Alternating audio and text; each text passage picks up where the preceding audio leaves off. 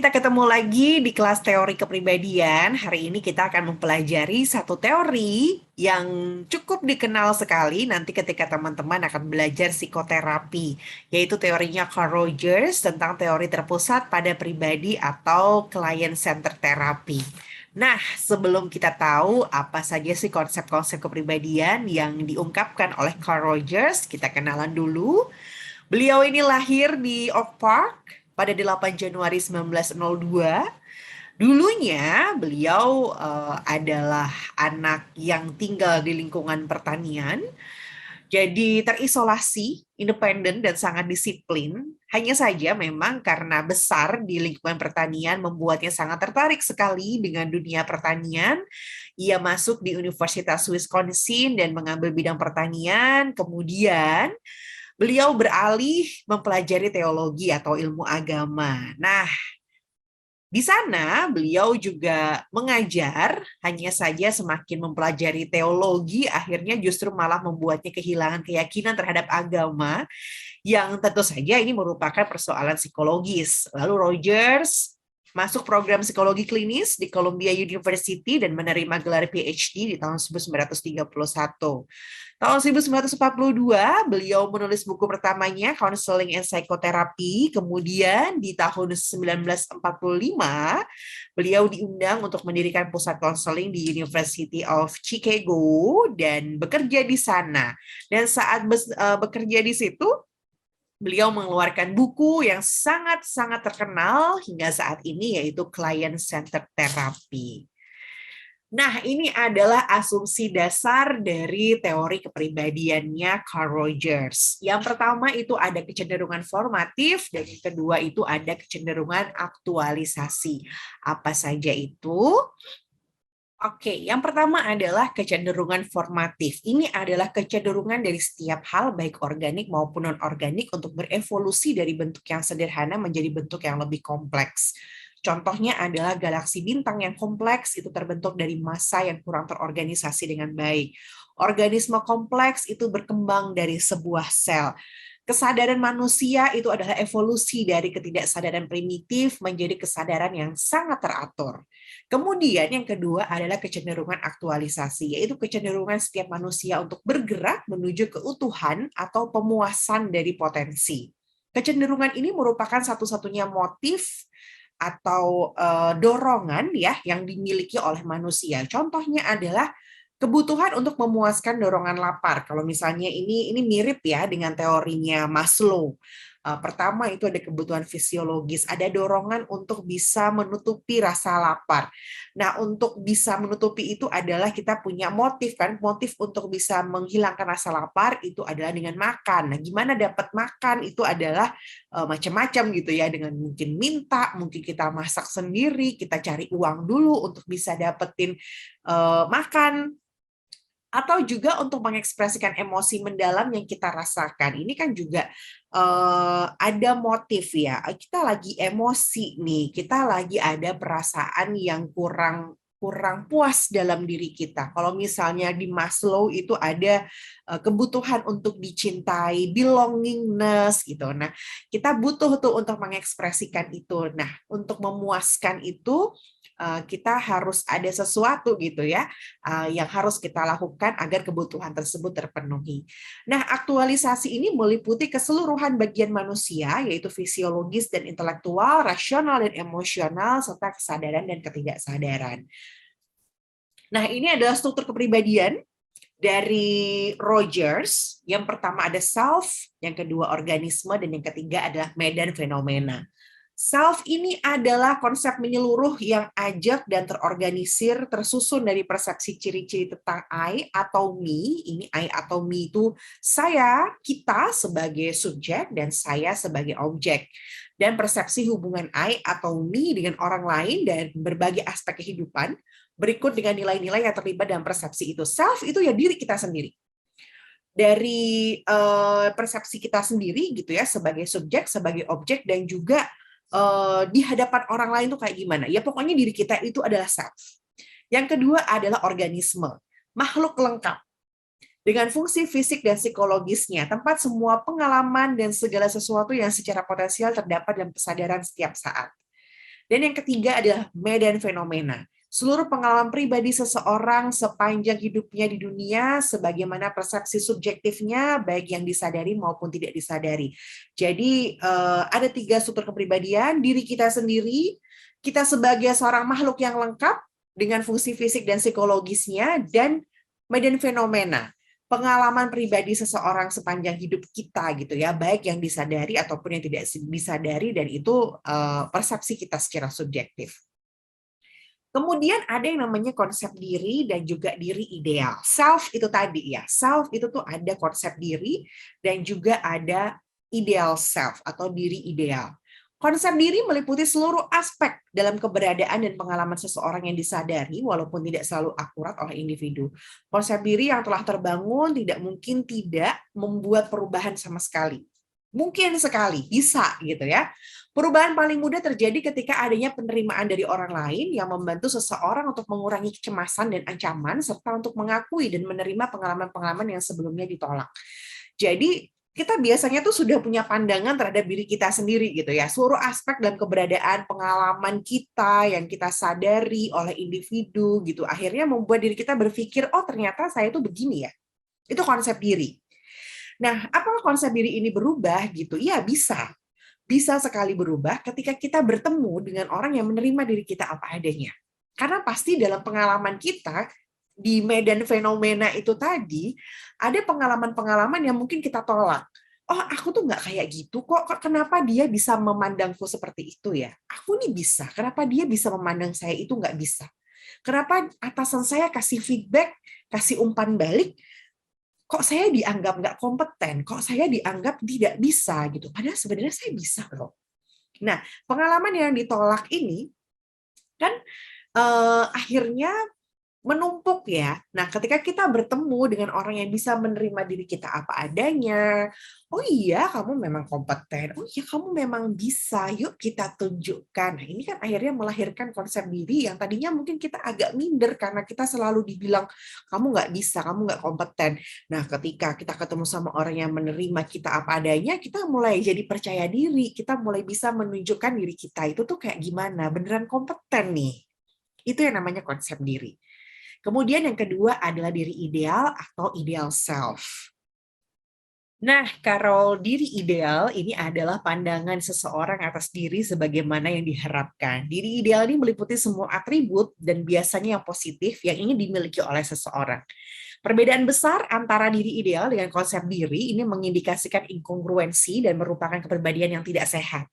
Individu yang sehat secara psikologis melihat sedikit perbedaan antara konsep dirinya dengan apa yang mereka inginkan secara ideal. Jadi kalau misalnya, ih, seru kali ya, kayak mau di Ayunda udah cantik, pinter ngomong, pinter dandan, banyak sekali apa namanya bakat yang dia punya, konsisten dengan apa yang ingin dia capai, aku ingin dia kayak dia gitu. Tapi itu bertentangan dengan konsep dirinya atau mungkin banyak hal yang kita tuh sebenarnya nggak kayak gitu gitu. Kelemahannya masih banyak nih kalau untuk mencapai seperti mau di Aida kayak masih jauh banget gitu.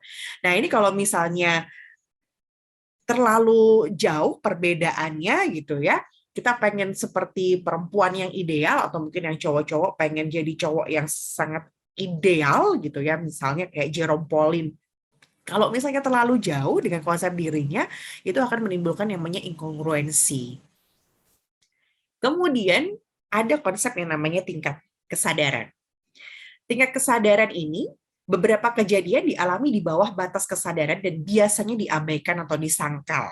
Contohnya, ada seorang ibu yang sebenarnya tidak menginginkan anak, tetapi dia tetap melahirkan gitu ya, karena mungkin tuntutan dari keluarga atau juga mungkin terlalu banyak orang nanya kok nggak punya anak-anak padahal sudah nikah berapa lama misalnya, padahal sebenarnya dia child free gitu pengennya gitu, tapi akhirnya karena omongan orang atau dengan alasan apapun akhirnya dia tetap melahirkan, dia tetap punya anak, tetapi merasa bersalah sehingga terlalu cemas terhadap anak-anaknya. Perasaan marah kepada anaknya mungkin tersembunyi untuknya selama bertahun-tahun dan tidak pernah mencapai kesadarannya, namun tetap menjadi bagian dari pengalamannya dan mewarnai perilaku sadar yang ia lakukan terhadap anak-anaknya. Jadi memang ada beberapa kejadian Kita tahu, kita sadar gitu ya, kita melakukan itu, tapi biasanya kita abaikan. Kita sangka lah enggak deh, enggak kayak gitu. Tapi ini tuh mewarnai perilaku sadar kita sehari-hari. Ada juga pengalaman yang disimbolisasikan secara akurat dan dimasukkan dengan bebas ke dalam struktur diri. Contoh, seorang pianis yang mempunyai kepercayaan diri atas kemampuannya bermain piano dikasih tahu nih sama temennya, kamu jago banget ya main pianonya. Pianis itu dengar kata-kata itu, terus mensimbolisasikannya secara akurat dan dengan bebas memasukkannya ke dalam konsep diri. Karena dia merasa dia jago, terus dapat apa namanya pujian dari orang lain, terus akhirnya oh ya berarti kayak kita tuh oh iya ya, oh aku memang bisa kok. Jadi ya wajar kalau misalnya aku itu diberi pujian oleh orang lain. Jadi akhirnya ya karena dia menerima itu ya diterima dengan sangat bebas oleh dirinya. Yang ketiga, tingkatan kesadaran yang ketiga ini adalah pengalaman yang diterima dalam bentuk yang terdistorsi. Saat pengalaman kita tidak konsisten dengan pandangan kita terhadap diri kita, itu akan mengubah bentuk atau mendistorsi pengalaman tersebut supaya dapat diasimilasikan ke dalam konsep diri kita yang sudah ada. Contoh begini, balik ke pianis ini ya. Pianis ini kita misalnya, kita pianis, kita bisa, kita menganggap diri kita jago, sebelumnya ada yang bilang, kamu oke ya, kamu bagus banget mainnya. Nah, satu hari ada pianis jagoan kita yang kita tahu bahwa dia itu oke banget, terus dia bilang, main kamu bagus banget ya. Nah, ada tingkat kesadaran yang sedikit kita distorsi. Yang benar, kenapa dia yang bilang begitu ke saya? Jangan-jangan dia nyindir. Jadi terdistorsi. Padahal mungkin dia sebenarnya dia benar-benar memuji kita, tapi karena kita merasa bahwa selama ini permainan dia tuh bagus banget, bahkan kita itu adore gitu ya, kita mengagumi. Nah itu tuh akhirnya jadi terdistorsi gitu, kayak yang enggak deh, dia tuh pasti cuma ngejek deh, dia cuma nyindir deh, permainanku nggak sebagus itu. Itu maksud dari beberapa tingkat kesadaran yang mungkin kita alami, yang biasanya kita alami dalam keseharian kita menurut Rogers. Nah, ada hambatan pada kesehatan psikologis yang diungkapkan oleh Rogers. Yang pertama adalah penghargaan bersyarat atau condition of worth. Penghargaan bersyarat ini biasanya lebih sering kita dapetin daripada yang tidak bersyarat. Yang tidak bersyarat tuh ya pujian ya udah gitu kan, pujian yang memang tulus dari dalam hati. Nah, penghargaan bersyarat ini timbul saat penghargaan positif dari significant other. Significant other ini adalah orang yang punya pengaruh signifikan terhadap hidup kita. Orang tua, keluarga, pasangan, anak, itu significant other atau sahabat. Nah, ketika penghargaan dari mereka itu tuh timbul karena ada persyaratan. Saat individu tersebut merasa dihargai dalam beberapa aspek, tapi tidak secara keseluruhan. Jadi kita nggak diterima apa adanya. Diterima untuk hal-hal yang positif aja. Yang kayaknya kurang cocok nggak diterima. Jadi kita tidak diterima secara utuh. Itu namanya penghargaan bersyarat. Nah, penghargaan bersyarat ini menjadi kriteria penerimaan atau penolakan terhadap pengalaman kita. Jadi ketika kita lagi nggak perform misalnya, ada kan orang tua yang kadang-kadang, ih kamu keren banget hari ini, kamu bagus banget, bisa ranking 1, tapi ketika rankingnya dia turun, dia tidak menerima itu. Nah, itu adalah penghargaan bersyarat. Yang kedua adalah inkongruensi. Inkongruensi tadi ya, ketidakseimbangan psikologis ketika kita gagal atau ketika ada perbedaan antara konsep diri dengan diri ideal. Itu inkongruensi. Jadi kita menganggap diri kita seperti apa, tapi kita pengen atau kita punya konsep diri ideal yang itu tuh terlalu jauh sehingga terjadi yang namanya inkongruensi. Yang ketiga adalah sikap defensif. Untuk menghindari ketidakkonsistenan antara pengalaman organismik dan diri yang dirasakan, kita biasanya bereaksi dengan cara defensif. Sikap defensif ini adalah perlindungan atas konsep diri dari kecemasan dan ancaman dengan penyangkalan atau distorsi dari pengalaman yang tidak konsisten dengan konsep diri. Jadi kalau misalnya kita dapat pengalaman hidup gitu ya, dalam keseharian kita ada sesuatu yang nggak sesuai dengan konsep diri kita. Konsep diri kita misalnya tadi ya, kita tuh pinter memainkan piano, tapi terus tiba-tiba ada yang kasih kita itu bukan pujian ya, tapi sebaliknya.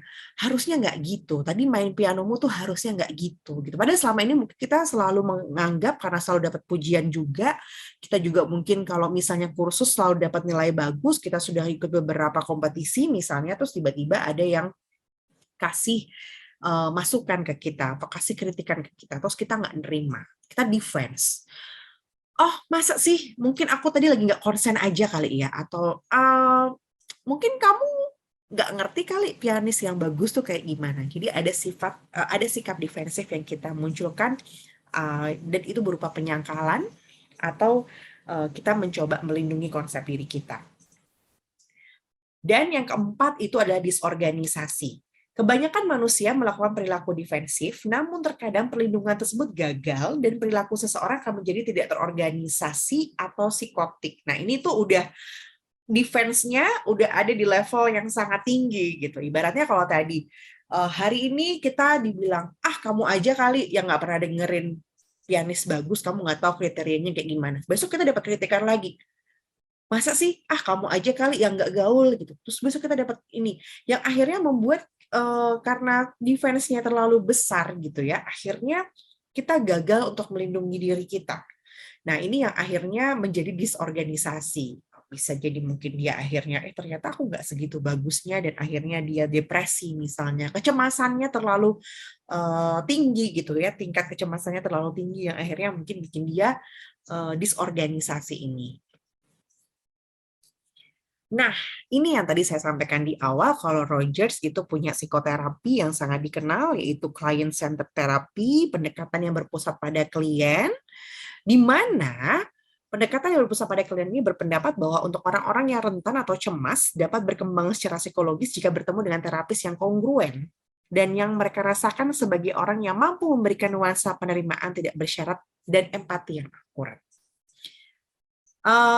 Sedikit cerita gitu ya. Jadi kongruen itu tuh kayak apa sih gitu ya? Terapis yang kongruen itu dia yang paham betul, bisa menerima diri dia apa adanya, dan diri dia tuh diri terapisnya ya. Si terapis ini tuh dia sehat secara psikologis, itu kongruen.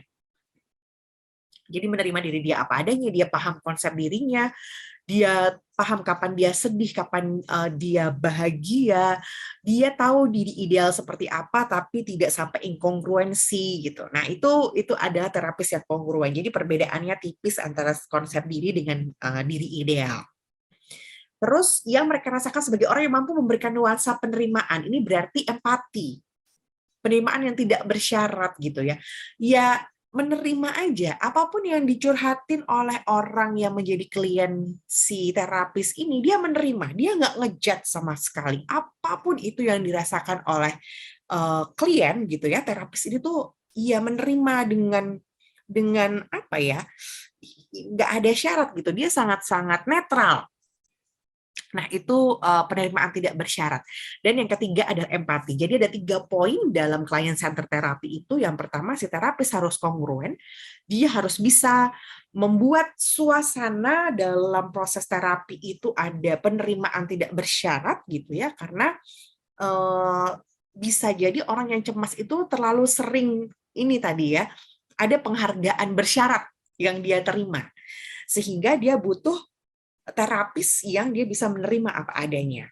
Dan yang ketiga itu poinnya adalah empati. Dia harus punya empati yang bagus, bisa memposisikan diri sebagai terapis ya. Oh iya ya, kalau aku jadi kamu ya aku pasti akan ngerasa hal yang sama gitu. Dia menjadi pendengar aktif gitu kan, mendengarkan dengan baik apa yang diungkapkan oleh si klien dan berpikir iya ya sebaiknya apa ya yang dilakukan gitu. Jadi itu makna dari client center terapi.